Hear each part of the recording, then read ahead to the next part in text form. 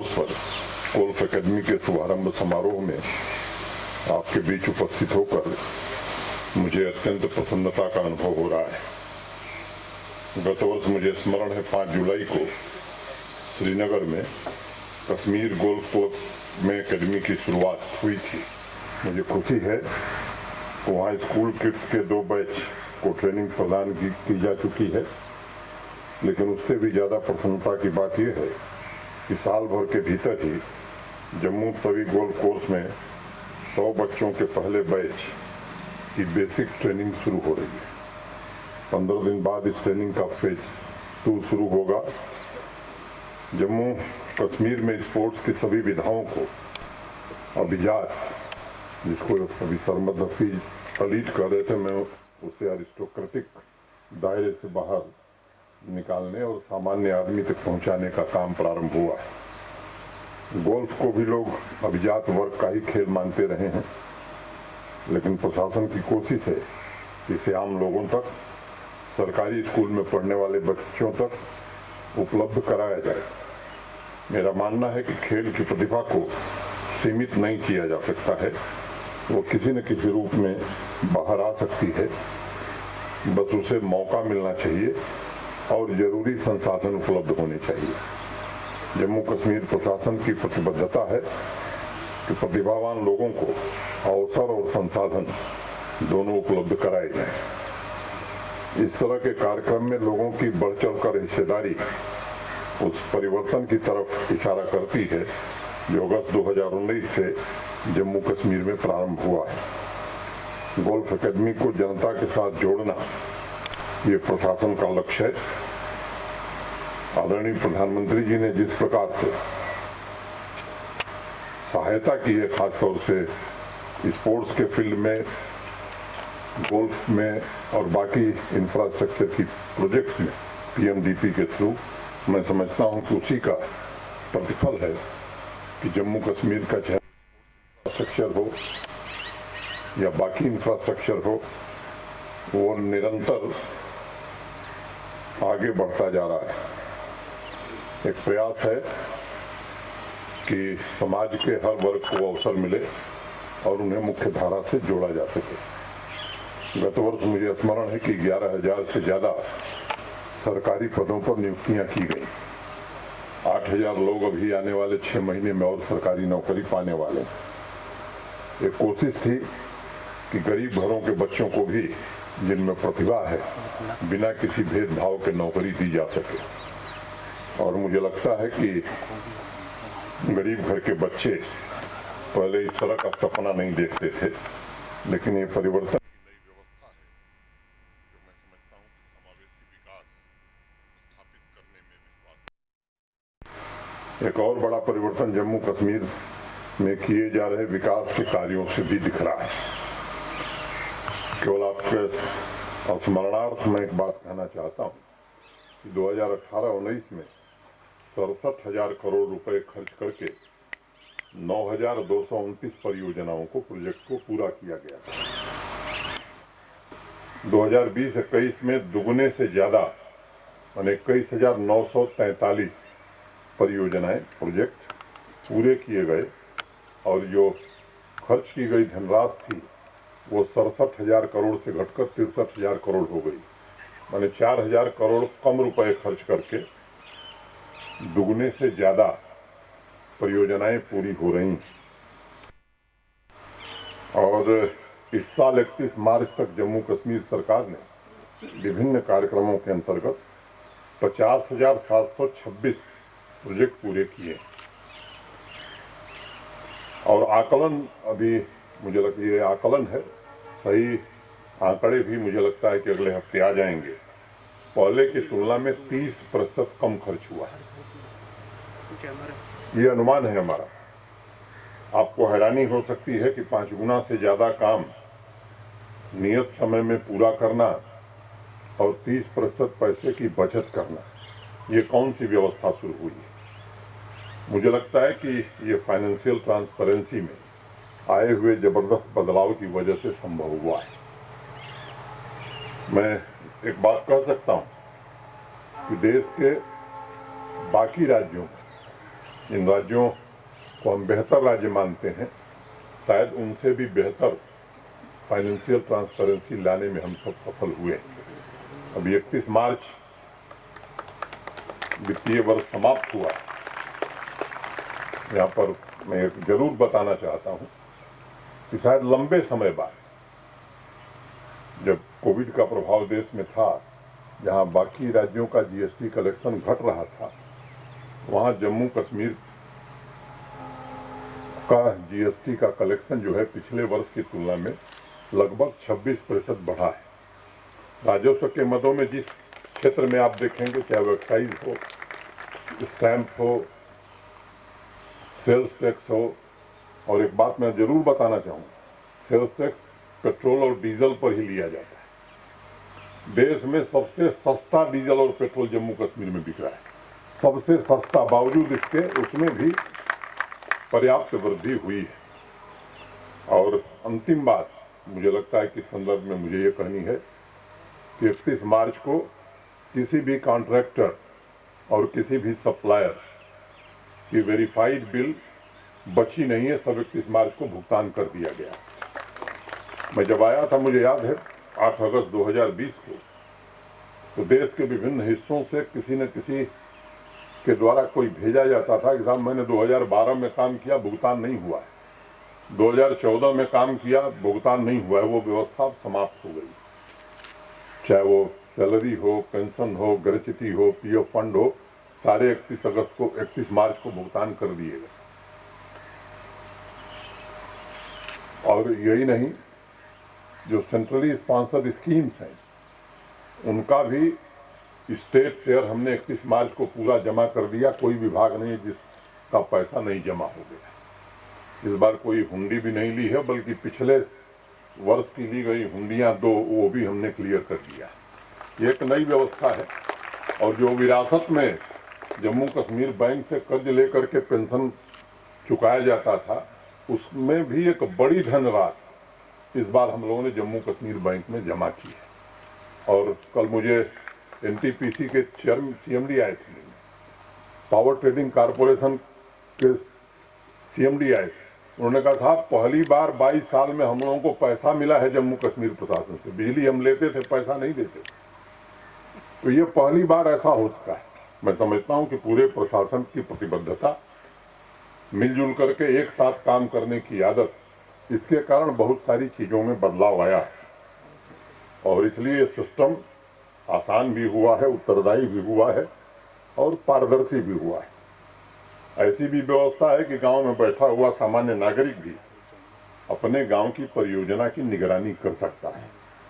वो देख सकता है कि उस परियोजना के लिए, उस प्रोजेक्ट के लिए प्रशासन ने कितना पैसा खर्च किया है और काम कैसा हो रहा है। आज कोई भी काम बिना एडमिनिस्ट्रेटिव अप्रूवल के और ही टेंडरिंग के नहीं हो पा रहा है। मैं आप सबके ध्यान में है कि 15 साल, 20 साल, 25 साल में परियोजनाएं पूरी नहीं हुई, और इसलिए लैंग्वेजिंग प्रोजेक्ट, एक नई योजना यहाँ शुरू हुई। और कभी कभी तो आश्चर्य होता है, अभी जम्मू के लिए गलडनी का पावर स्टेशन मैं समझता हूँ कि जीता जागता उदाहरण है। 1999 में ट्रांसफार्मर लगे थे, 2008 में जल गया, और 2008 से लेकर के और 2022 अभी कुछ दिनों पहले, मैं कहूँ कि वो मदर फीडर है पूरे जम्मू रीजन का। तो इस पर ध्यान नहीं दिया गया। अब गलडनी पूरी क्षमता से काम करेगा, और मैं उम्मीद करता हूँ कि इस बार गर्मियों में जम्मू शहर और जम्मू रीजन, इन दोनों में बिजली की दिक्कत नहीं होगी। प्रोजेक्ट किस लिए बने? सामान्य आदमी के जीवन में बदलाव के लिए बने या किसी के विम्स पर बने? इन दोनों स्थितियों में बड़ा अंतर होता है। एक बार जब बैक टू विलेज का, तो अभी जो चीफ सेक्रेटरी हैं अरुण मेहता जी, उन्होंने कहा कि बहुत सारी बिल्डिंग बनी है जिनका कोई उपयोग नहीं, वो केवल इसलिए बना दी गई कि ठेकेदार साहब को काम करना था, इंजीनियर साहब की रुचि थी और किसी नेताजी का आशीर्वाद था। ऐसी उस समय 1586 बिल्डिंग प्रशासन ने प्राप्त की थी, अभी और भी हैं। तो इस तरह के अनेक काम पिछले दिनों हुए। इन दोनों कसौटियों पर कस करके समावेशी विकास की परिकल्पना को हकीकत का जामा पहनाने की कोशिश हो रही है। यहाँ जो बच्चे उपस्थित हैं, मैं उनसे कहना चाहूँगा कि सपने देखना छोड़ने की जरूरत नहीं है। अगर आप में काबिलियत है, अगर आप में इच्छा शक्ति है, तो प्रशासन पूरी कोशिश करेगा कि आपकी हर प्रकार से मदद की जाए और आपकी प्रतिभा को निखारा जाए। स्पोर्ट्स एक्टिविटीज़ के प्रमोशन के लिए पहली बार स्पोर्ट्स पॉलिसी जम्मू कश्मीर में लंबे समय बाद बनी है। 2014 से हमारे प्रतिभाशाली खिलाड़ियों को एक न्यायालय के आदेश के कारण, या मैं कहूँ कि कुछ लोगों की मिली भगत के कारण, सरकारी नौकरी नहीं मिलती थी। अब जिन लोगों ने स्पोर्ट्स के क्षेत्र में उत्कृष्ट प्रदर्शन किया है, उन्हें गजटेड से लेकर के नॉन गजटेड पदों पर नौकरी देने का अभियान भी शुरू हुआ। अभी आप जम्मू में ही राष्ट्रीय आर्चरी प्रतियोगिता पिछले महीने ही संपन्न हुई है। देश के विभिन्न राज्यों की टीमें आई हैं और इस वर्ष प्रशासन ने तय किया है कि 17 स्पोर्ट्स की विभिन्न विधाओं में राष्ट्रीय स्तर के इवेंट जम्मू कश्मीर में आयोजित किए जाएंगे। पिछले साल कोरोना के बावजूद भारी संख्या में स्पोर्ट्स डिपार्टमेंट ने, स्पोर्ट्स काउंसिल ने लाखों युवाओं को विभिन्न खेलों में भाग लेने का अवसर प्रदान किया और इस वर्ष भी 7.5 लाख बच्चों को खेल से जोड़ने का, युवाओं को खेल से जोड़ने का प्रयत्न किया जाएगा। ये लक्ष्य रखा गया है। मित्रों, स्पोर्ट्स इंफ्रास्ट्रक्चर को डेवलप करना, पूरे यूनियन टेरिटरी के कोने कोने में स्पोर्ट्स इवेंट आयोजित करना, बेस्ट कोचेज की व्यवस्था करना, लगातार मॉनिटरिंग करना और हमारे जो असेट हैं उनका पूरी तरह से यूटिलाइजेशन करना, इन 6 रणनीतियों पर पिछले 1.5-2 वर्षों से लगातार काम करने की कोशिश हो रही है। और मैं आत्मविश्वास से कह सकता हूँ कि जम्मू कश्मीर स्पोर्ट्स के क्षेत्र में देश की नई ताकत बनकर उभर रहा है। अगर आप अन्य राज्यों से तुलना करेंगे तो जम्मू कश्मीर में स्पोर्ट्स इंफ्रास्ट्रक्चर देश के अन्य प्रांतों से ज़्यादा बेहतर है और इसमें प्रधानमंत्री जी का विशेष योगदान, और हम लगातार उसका विस्तार भी कर रहे हैं। इस वर्ष 20 जिलों में 221 प्ले फील्ड का निर्माण किया जाएगा, 157 स्पोर्ट्स कोर्ट के निर्माण और अपग्रेडेशन का काम भी पूरा कर लिया जाएगा। ये कोशिश की गई कि हर पंचायत में प्ले फील्ड हो, और मैं आज आपसे कह सकता हूँ कि शायद कोई इक्का दुक्का पंचायत बची होगी जिसके पास प्ले फील्ड नहीं है। मित्रों, खेल हमें जोड़ता है, ये समाज में एक नई ऊर्जा, एक नया जीवन डालता है। और आज जम्मू तवी गोल्फ कोर्स में जिस अकेडमी की शुरुआत हो रही है, ये उसी भावना का प्रतीक है। पूरे जम्मू कश्मीर में अंतर्राष्ट्रीय स्तर के गोल्फ कोर्स बनाए गए। कोशिश है कि जिस प्रकार टूरिस्ट इन्फ्लक्स के मामले में जम्मू कश्मीर सर्वश्रेष्ठ डेस्टिनेशन बनकर उभरा है, उसी तरह आने वाले दिनों में इस खूबसूरत यूनियन टेरिटरी को गोल्फ टूरिज्म के मामले में भी देश के शीर्ष डेस्टिनेशन के रूप में स्थापित किया जा सके। श्रीनगर में professional golf tour of India कार्यक्रम आयोजित किया गया। उसी स्तर का एक टूर्नामेंट अब जम्मू में आयोजित किया जाना चाहिए। सनासर गोल्फ कोर्स का भी पुनरुद्धार मैं समझता हूं कि अब वक्त आ गया कि प्राथमिकता के आधार पर कर दिया जाए। मित्रों, स्पोर्ट्स हमें खेल की विधा के तकनीकी ज्ञान के अलावा एक और चीज देता है, वह है राष्ट्रहित की सर्वोपरि भावना। खेल हमें जो ऊर्जा, जो शक्ति देता है, वो जोड़ने की शक्ति है, रचनात्मक कार्यों की शक्ति है।